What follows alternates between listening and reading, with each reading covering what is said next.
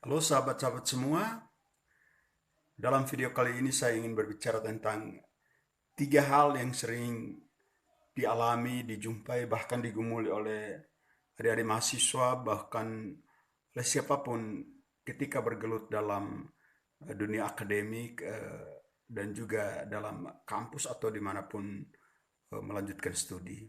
Nah, tiga hal yang saya maksudkan adalah akademik atau studi, kemudian cinta dan organisasi. Ketiga hal ini masih ada kaitan dengan video-video saya sebelumnya, dan karena itu video saya kali ini saya ingin memberikan sebuah catatan terkait dengan tiga hal yang saya sebutkan tadi. Nah, terkait dengan akademik, eh, atau kata umum atau kata yang familiar adalah studi.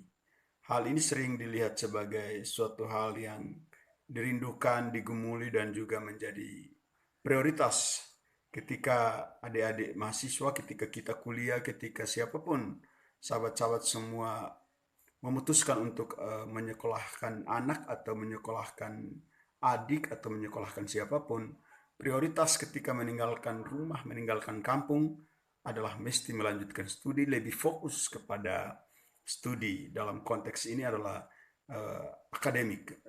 Nah, secara sepintas akademik itu sebenarnya suatu komunitas masyarakat, kelompok orang yang sungguh-sungguh memberi perhatian bagaimana kemampuan untuk mengikuti berbagai proses dinamika studi, sehingga pada akhirnya diharapkan melalui proses itu diharapkan untuk menghadirkan atau melahirkan seorang sarjana, seorang yang berhasil menyelesaikan studi dengan baik.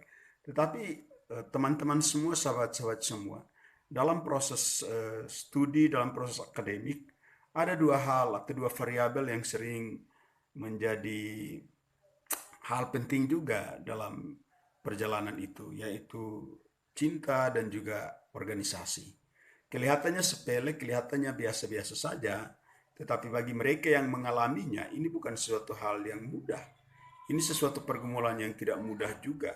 Karena itu, bagi mereka yang menjalankan akademik, menjalankan studi, dan juga menjalankan di dalamnya ada giat-giat organisasi, dan juga di dalamnya ada kesempatan berjumpa dengan begitu banyak orang, sehingga kemudian jatuh cinta dan mengembangkan perasaan itu sedekat dengan seseorang dan kemudian saling suka dan seterusnya. Nah, ketika menghadapi pergumulan seperti ini, pertanyaan besarnya adalah bagaimana menata semua ini, bagaimana menata diri sehingga ketiga hal ini bisa dilakukan, atau prioritas apa yang harus diberi perhatian sungguh-sungguh sehingga tidak kecolongan studi itu. Nah, karena itu sahabat-sahabat semua, dalam buku saya yang berjudul Spiritualitas Mahasiswa Kristen, ini dia bukunya, eh, pada halaman 113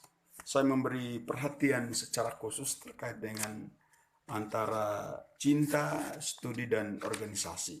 Saya memberikan sebuah testimoni terhadap seorang teman, seorang aktivis yang begitu luar biasa membagi waktu untuk studi.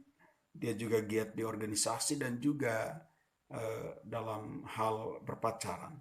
Dia menata diri secara baik, ada keseimbangan, ada banyak hal yang dia lakukan secara baik sehingga dia berhasil dalam studi, dia selesai tepat waktu, IPK-nya juga 3 koma, dan di organisasi dia pernah mencapai level tertinggi dalam sebuah organisasi kemahasiswaan.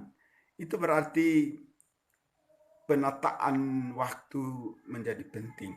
Dan karena itu eh, hal yang perlu sahabat-sahabat dan kita semua perhatikan adalah ketika mampu menjalankan semua atau ketika mengambil keputusan untuk menjalankan semua itu dalam satu tarikan perjalanan, maka yang perlu dilakukan dalam buku ini saya tawarkan 4 pendekatan. Dan karena itu saya ingin eh, mempertegas tidak lagi 4, tapi saya hanya memberi penekanan pada 2 hal. Yang pertama adalah mengenali diri sendiri. Mengenali diri sendiri itu artinya mengenal potensi diri, mengetahui kemampuan diri, mengetahui apa yang menjadi fokus kita. Dan ketika mengenal diri sendiri, mampu melewati semua itu, maka kita akan berhasil dalam berbagai hal. Yang kedua adalah harus ada prioritas. Prioritas ini bukan berarti mengabaikan salah satu. Prioritas itu harus ada keseimbangan. Prioritas itu adalah bagaimana memanage waktu. Prioritas itu adalah bagaimana semua dijalankan, tetapi ada prioritas-prioritas sesuai dengan kebutuhan, kepentingan, dan apa yang harus dikerjakan lebih duluan. Ketika berada pada posisi seperti itu, maka yang paling penting dari semua itu adalah, dalam buku ini saya tegaskan poinnya adalah soal kerendahan hati. Rendah hati untuk menerima berbagai konsekuensi dari keputusan-keputusan yang kita ambil. Dan hindari untuk menyalahkan pihak yang lain, hindari untuk menyalahkan orang lain, hindari untuk menyalahkan organisasi, studi maupun pacar itu sendiri.